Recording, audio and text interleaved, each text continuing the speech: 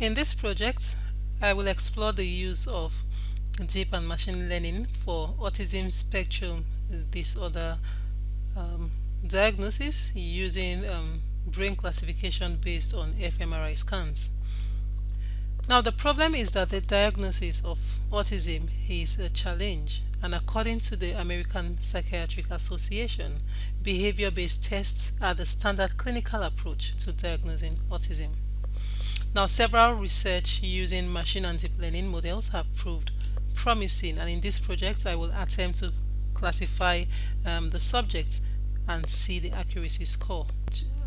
The technology I use is a Python for programming language, and I use Nylen as my machine and deep learning package. And other packages Nylen depends on a scikit-learn, NumPy, SciPy, and Matplotlib. Now, because I will be doing a supervised and unsupervised learning, I'll be using scikit-learn a lot after I try with Nylen. Now, my data is gotten from the Autism Brain Imaging Data Exchange Program, which provides data for autism subjects and control subjects, and in accordance to HIPAA guidelines, the data is anonymous with no protected health information. And the only drawback is that because of the small sample size, you can't make an important conclusion. The data cannot be reproduced, and at the end we will see that unsupervised learning approach is the best for this type of problem because it will uncover hidden structures. So for the installation, all you need to do is to install Nylen, assuming you have Anaconda installed, and then you import Nylen for you to start using. So I'm going to go through how to download the data set, computing the brain max, using independent component analysis to generate a brain atlas, building a connectome, and then I will go further to build a supervised learning model and then an unsupervised learning model. And then we are going to visualize and see the various visualizations of the things we are going to do in this project.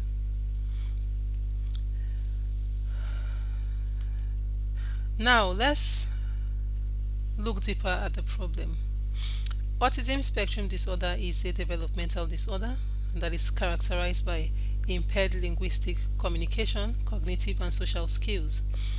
Now, because diagnosis is a challenge, there is an attempt to use artificial intelligence along with neuroimaging to see if there is a better way to develop classification models that will improve or that will lead to a new method of diagnosis or other discoveries about autism that are yet to be discovered.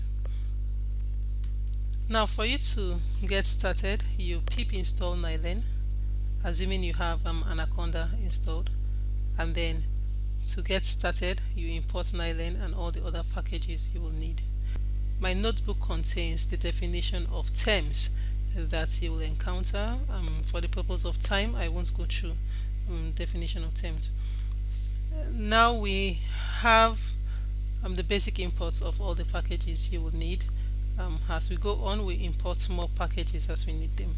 So the most important package for the first part of this is Nylen, and you import Nylen after you pip install Nylen. For you to get the data, I first of all want to get the functional data for autism subjects, and this is the code that Nylen provides to make that import or that download easier. Here I specify DS group. If you look through the documentation of the dataset, you find out that the phenotypic data contains a column called TX group. Now it is coded 1 for autism subjects and 2 for control subjects, and because I want to get 10 subjects in the autism group, I am specifying that in my code. And there are several ways you can extract data. You can decide to specify the site you want it from, the site where the scan was done, and several other variables that the documentation contains. Then I also want to do the same thing for the control subjects, and I specified my DS group to be 2. Now we print out the keys, and when you look at the keys, we have description, the phenotypic, and the functional data. What I am interested in the first part of this is the functional data.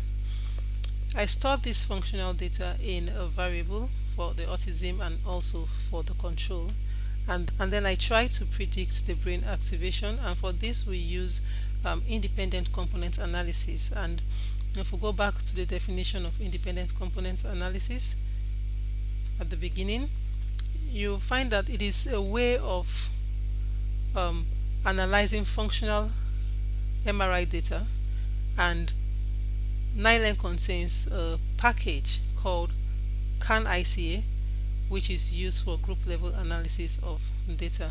So that is what is going on there.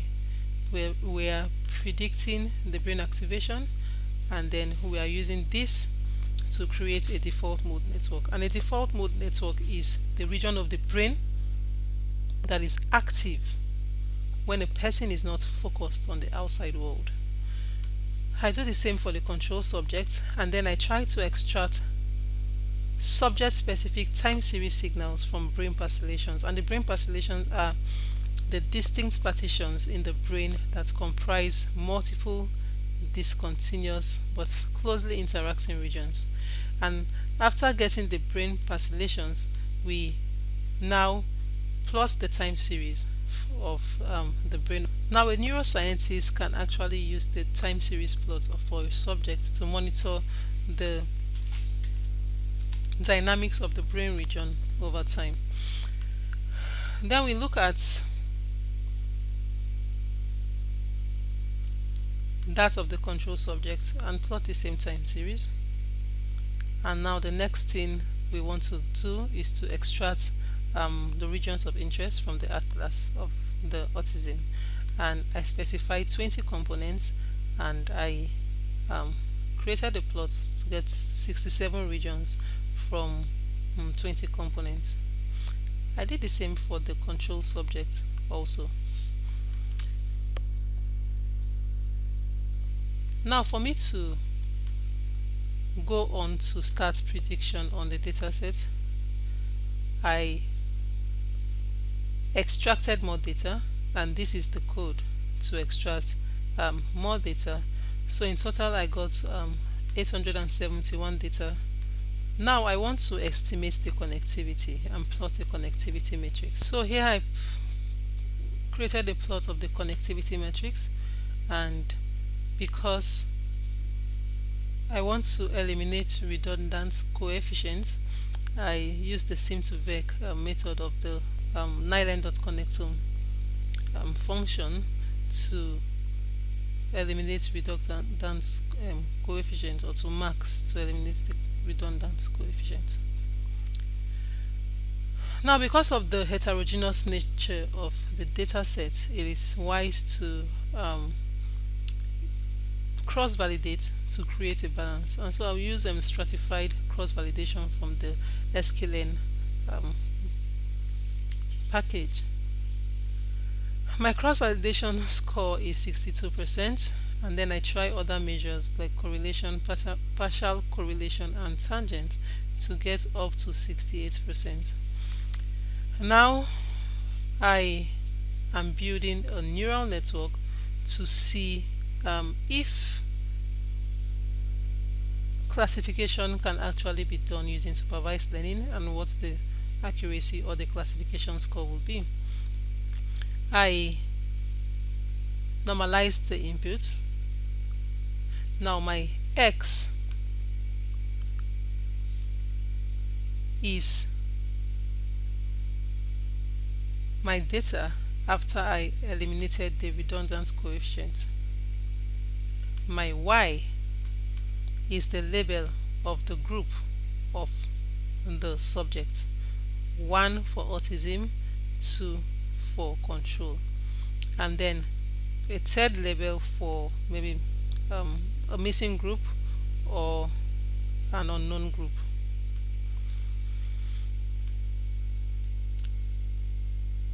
I divided my data into a train test split to get my train data set and my test data set, and I went further to divide my train into validation and train, so that I can, after training, I will validate before testing. So I created a neural network to see if I can pass this data into this network and get a good accuracy. After training for 1000 epoch and validating on my validating data,